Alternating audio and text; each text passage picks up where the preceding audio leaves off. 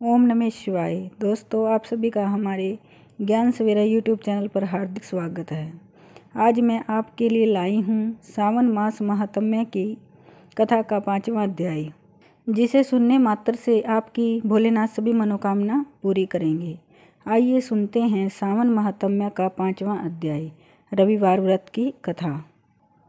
भगवान शंकर बोले, हे विपर, कोटिलिंग का महात्म्य तथा पुण्य का वर्णन नहीं किया जा सकता।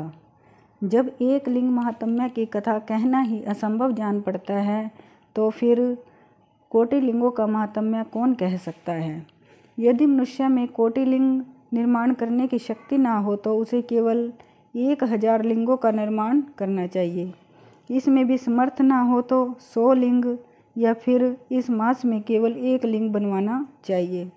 इस मास में केवल 1 लिंग बनाने पर भी जीव मेरे पास निवास करता है। कामदेव के शत्रु भगवान शंकर का 16 उपचार से षडक्षर ओम नमः शिवाय मंत्र सहित अर्चन करना चाहिए। गृह यज्ञ करके उद्यापन करना चाहिए। हवन तथा ब्राह्मण को भोजन करवाना चाहिए। इस प्रकार व्रत करने से असमय में मृत्यु नहीं होती। इस मास का व्रत बंध्यात्व का हरण करके संपूर्ण आपत्तियों को दूर करता है, रोग शोक संताप मिटाता है, ऐश्वर्य में वृद्धि करता है।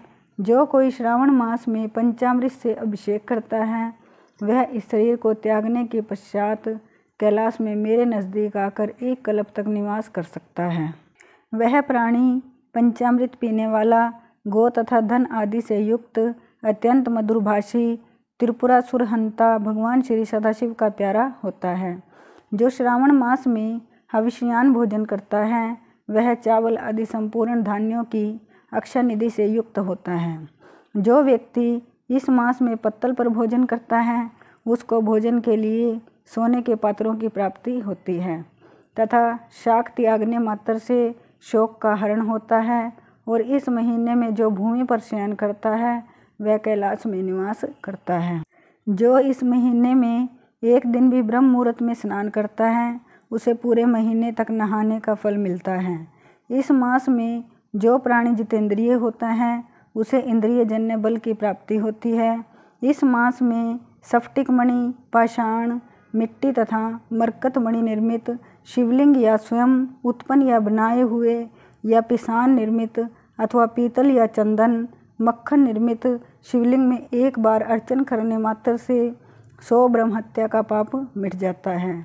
सूर्य ग्रहण, चंद्र ग्रहण या अन्य किसी सिद्ध क्षेत्र में लक्ष्य जप करने से जो सिद्धि कही गई है, वह श्रावण मास में केवल 1 बार जप करने से मिल सकती है।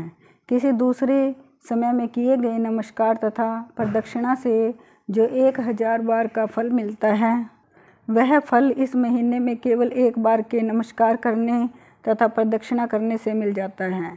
यह महीना मुझे अत्यधिक प्यारा है। इस महीने में वेद पारायण करने पर सब वेद मंत्रों की अच्छी तरह सिद्धि हो सकती है।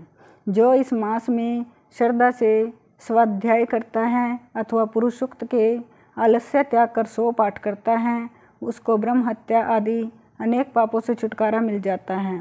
इसमें रत्ती भर भी संशय नहीं है।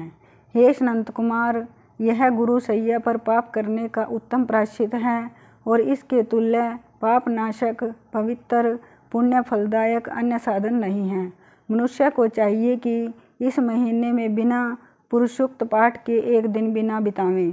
जो कोई इसको अर्थवाद मात्र कहता है, वह अवश्य में नरक को जाता है।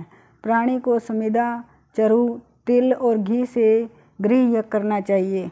धूप, गंध, पुष्प, नैवेद्य आदि के द्वारा अर्चन करना चाहिए। भगवान सदाशिव के रूपों का यथोचित ध्यान करके अपनी समर्थ अनुसार कोटि होम, लक्ष्य होम और आयुत हवन करें। तिलों का व्याहृति मंत्रों द्वारा हवन करना चाहिए। इसी को गृह यज्ञ का नाम दिया जाता है। हे अनंत कुमार, अब मैं वार व्रत कहूँगा, ध्यानपूर्वक सुनो। इस संबंध में एक पुरातन इतिहास कहता हूँ। रमणीक प्रतिष्ठानपुर में सुकर्मा नामक एक दरिद्र ब्राह्मण रहता था। वह भिक्षा मांग कर ही अपना गुजारा चलाता था। एक दिन वह एक गृहस्थ के घर में भिक्षा के लिए गया। वहाँ कुछ स्त्रियाँ आपस में मिलकर रविवार का व्रत कर रही थी। उस ब्राह्मण को देखकर उन स्त्रियों ने पूजन सामग्री को शीघ्रतापूर्वक ढक दिया। उधर ब्राह्मण को अर्चन विधि जानने की लालसा थी। उसने उन स्त्रियों से कहा, आप सब ने इस व्रत को क्यों ढक दिया है? आप सब साध्वी हैं, कृपा करके मुझसे इस व्रत की विधि कहिए।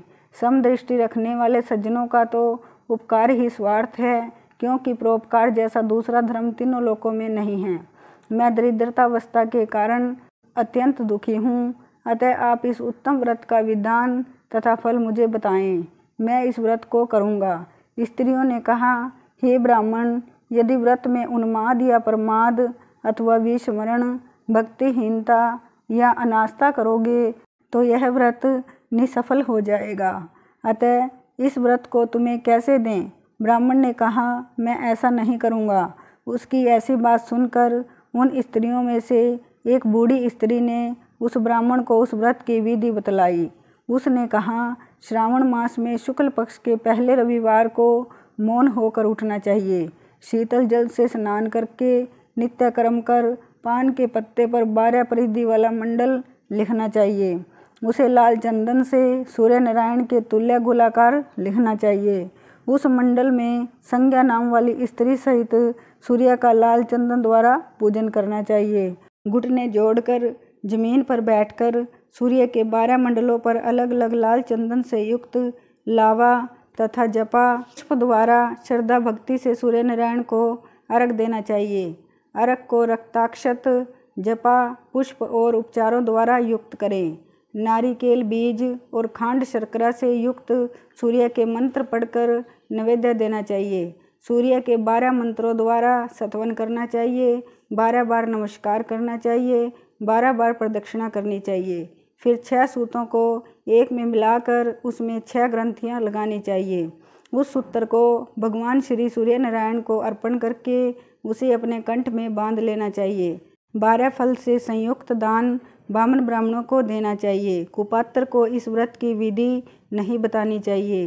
हे ब्राह्मण, इस प्रकार व्रत करने से निर्धन धनवान हो जाता है, निसंतान पुत्रवान हो जाता है, कोढ़ी का कोढ़ मिट जाता है, बंदी खाने में पड़ा हुआ बंदी खाने से छुटकारा प्राप्त कर लेता है, रोगी का रोग मिट जाता है। हे ब्राह्मण, अधिक क्या कहूँ, प्राणी जिस जिस वस्तु की इच्छा करता है वह उसको इस व्रत के प्रभाव से प्राप्त हो जाती है। इस विधि से यदि श्रावण मास में 4 रविवार हों तो 4 व्रत करें और यदि 5 रविवार हों तो 5 व्रत करें। व्रत के पूर्ण फल की प्राप्ति के लिए उद्यापन करें। हे विप्र, इस प्रकार व्रत करने से कार्य सिद्धि होती है। वह ब्राह्मण उन स्त्रियों से इस प्रकार व्रत की विधि जानकर अपने घर को वापस लौट आया। उसने घर आकर अपनी दोनों कन्याओं को भी व्रत की विधि बतलाई। उस व्रत के केवल सुनने से और अर्पण तथा दर्शन मात्र से वह कन्याएं अत्यंत सुंदर हो गई तथा उसी दिन से उस ब्राह्मण के यहाँ लक्ष्मी निवास करने लगी। कई विधियों और कई तरीकों से उस ब्राह्मण के यहाँ लक्ष्मी आई। वह धन कुबेर हो गया। एक दिन राजा ने मार्ग में से गुजरते हुए उन कन्याओं को अपने मकान की खिड़की में खड़े देख लिया।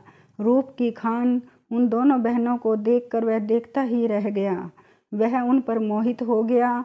उसने ब्राह्मण को बुलवाया और अपने लिए उसने दोनों कन्याओं को मांग लिया। ब्राह्मण ने भी प्रसन्न होकर उन दोनों कन्याओं को राजा को दे दिया। कन्याएं भी राजा जैसा पति प्राप्त करके प्रसन्न हो गई। फिर उन्होंने इस व्रत को किया तो पुत्र पौत्र आदि से युक्त हो गई। हे सनंत कुमार, मैंने अबुद्ध्या को देने वाले इस व्रत को आपके सामने कहा है। हे ब्रह्मपुत्र, जिस व्रत के एक सुनने मात्र से सब इच्छाओं की पूर्ति हो जाती है तो इसके अनुष्ठान के फल का तो क्या कहना।